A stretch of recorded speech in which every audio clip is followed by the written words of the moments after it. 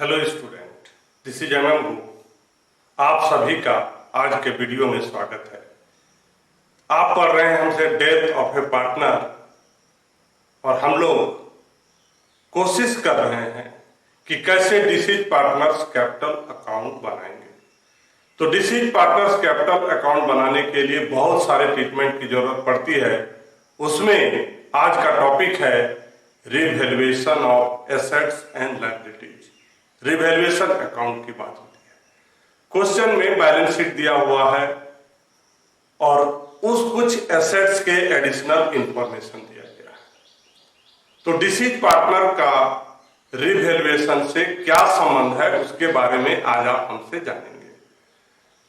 Here an example, there is 3 partner A, B and C and profit sharing ratio is 5:3. There are some liabilities and some of the assets. सिर्फ हम कुछ example के द्वारा ये बताना चाहते हैं कि जब भी आप डेथ ऑफ पार्टनर में डिसीज पार्टनर्स कैपिटल अकाउंट बनाएंगे तो रिवैल्यूएशन का कोई संबंध है क्या? हाँ है। अगर आपके पास बैलेंस शीट के साथ में एडिशनल इंफॉर्मेशन हो तो आइए यहां पर हम लोग देखते हैं। तो सबसे पहले रिवैल्यूएशन अकाउंट हम लोग बनाते हैं। तो एडिशनल इंफॉर्मेशन में लिखा हुआ है plant and machinery decrease by 10%। Plant and machinery decrease by 10%। तो हम लोग जानते हैं कि जब एसेट के वैल्यू में डिक्रीज होता है तो उसको हम लोग रिवैल्यूएशन के डेबिट साइड में लिखते हैं। तो डेबिट साइड में हम लिखेंगे to plant and machinery 10%। Book value is 10,000। तो 10,000 का 10% how much amount 1,000। Clear? Decrease in the value of asset. Next is furniture is increase to. अगर 2 लिखा हुआ है that means this is the final value. 2 लिखा हुआ है that means this is the final value. तो book value is 5,000 and new value is 6,000। That means there is increase in the asset. So credit side में by furniture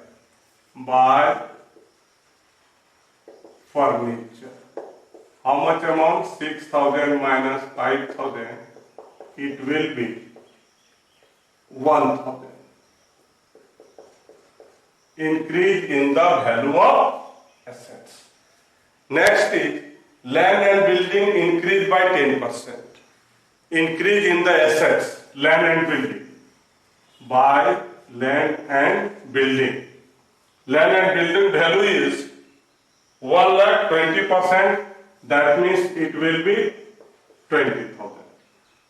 अब हम लोग क्या करेंगे, इसको बैलेंस करेंगे। बैलेंस करने के लिए हमने आपको क्या बताया है, डेबिट को टोटल कीजिए फिर क्रेडिट को टोटल कीजिए। क्या करेंगे, बैलेंस करने के लिए कोई भी बैलेंस करना है आपको, डेबिट को टोटल करेंगे, क्रेडिट को टोटल करेंगे। Debit side 1,000, credit side 21,000। Which is greater? Credit side is greater.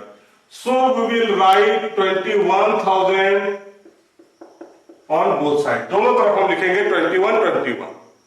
अब यहां पर अगर क्रेडिट साइड अधिक होता है तो रिवैल्यूएशन में प्रॉफिट होता है। याद रखिएगा, क्रेडिट साइड अगर अधिक होगा तो रिवैल्यूएशन में क्या होता है, प्रॉफिट होता है। Profit to profit transferred to how many partners are there? There are 3 partners. To profit transferred to partners capital account. Partners capital account. So balancing figure is what? 20,000. But यहां पर हमारी कोशिश है किसका शेयर चाहिए, disease partner का। So working note में whose death partner is B. B died. So B's share. Ratio is what? 5:3:2 A, B, C. Who died? B is died. And B shows 3. So write 3. Now 5 plus 3 plus 2. We get 3/10. And multiply 20,000. ये जो 20,000 profit हुआ revaluation में, ये किसका है? ए का भी है, बी का भी है, सी का भी है, मतलब फॉर्म का है। लेकिन यहां आप हमसे क्या सीख रहे हैं? सिर्फ और सिर्फ डिसीज पार्टनर का रिवैल्यूएशन अकाउंट में शेयर क्या है। फॉर्म में बी का शेयर है 3/10 और रिवैल्यूएशन अकाउंट बनाने से प्रॉफिट हुआ है 20,000। देन सी का जो शेयर है वो कितना है? 6,000। Now this is partners capital account. Here is B is the deceased partners. मेन हम लोग का टारगेट है, ये जो हम लोग ट्रीटमेंट सीखते हैं, मेन टारगेट है कि बोर्ड में जो 6 मार्क्स क्वेश्चन आता है डेथ ऑफ ए पार्टनर का, उसकी तैयारी हम आपको करवा रहे हैं। उसके लिए हम आपसे अलग अलग ट्रीटमेंट के बारे में बात कर रहे हैं। कभी पीएल सस्पेंस अकाउंट, कभी ट्रीटमेंट ऑफ गुडविल, कभी reserve accumulated profit and loss, और आज हम आपसे बात कर रहे हैं रिवैल्यूएशन अकाउंट की, कि अगर क्वेश्चन में रिवैल्यूएशन से संबंधित कोई बात दी गई है तो उसमें अगर प्रॉफिट और लॉस होगा तो हम लोग क्या करेंगे। यहां पर रिवैल्यूएशन में प्रॉफिट हुई है। जैसा कि हमने आपको बताया है कि पार्टनर्स के कैपिटल को इंक्रीज करने के लिए हमको जो भी आइटम है उसको कहां लिखना है? क्रेडिट साइड में। तो प्रॉफिट होगा तो क्रेडिट साइड में लिखेंगे और रिवैल्यूएशन में लॉस होगा तो कहां लिखेंगे? डेबिट साइड में। यह है आपका डिसीज पार्टनर बी। तो सबसे पहले हम उसका कैपिटल को लिखते हैं। तो कैपिटल को लिखने के लिए लिखना पड़ता है बाय बैलेंस बी, और पार्टनर बी का कैपिटल है 2 लाख। अमाउंट 2 लाख। यहां इस एग्जाम्पल में रिवैल्यूएशन में क्या हुआ है? प्रॉफिट हुआ। तो कहां लिखेंगे?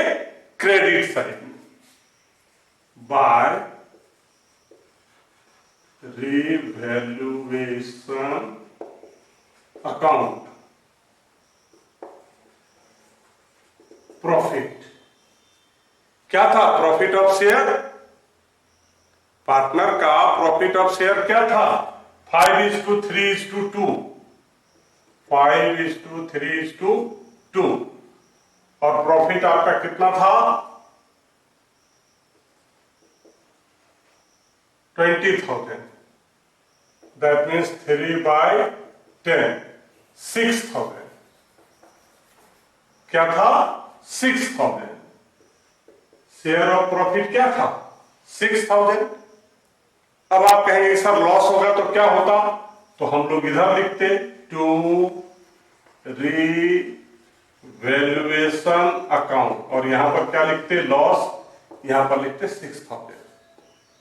अगर लॉस होता तो यहां लिखते, और प्रॉफिट है तो यहां लिखेंगे। याद रखिएगा, प्रॉफिट होने पर क्रेडिट साइड में, लॉस होने पर डेबिट साइड में। तभी प्रॉफिट हुआ है, इसलिए क्रेडिट साइड में लिखेंगे, यहां नहीं लिखेंगे। यहां कब लिखेंगे? जब रिवैल्यूएशन में लॉस होगा। तो इसको हम यहां से हटा देते हैं। अब हम लोग क्या करते हैं? बैलेंस करते हैं, टोटलिंग करते हैं। तो ये आ गया 2,06,000। तो यहां भी हम क्या लिखेंगे? 2,06,000। और जो बैलेंसिंग फिगर होता है वो क्या होता है? डिसीज पार्टनर का एक्सक्यूटर होता है। तो डिसीज पार्टनर कौन है? बी है। बीज एक्सिक्यूटर्स अकाउंट, इसको हम लोग क्या बोलते हैं? Balancing figure. तो क्या होगा? इस साइड में कोई अमाउंट नहीं है, देन इट विल बी 2,06,000।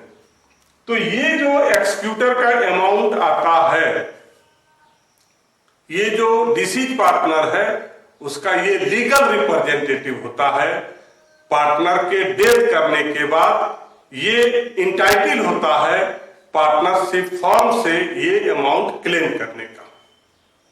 तो माय डियर स्टूडेंट, इस वीडियो के द्वारा आप हमसे अभी सीखे कि कैसे अगर क्वेश्चन में revaluation of assets and liability हो तो डिसीज पार्टनर का शेयर कैसे निकालेंगे। माय डियर स्टूडेंट, इस वीडियो के द्वारा आपने क्या सीखा?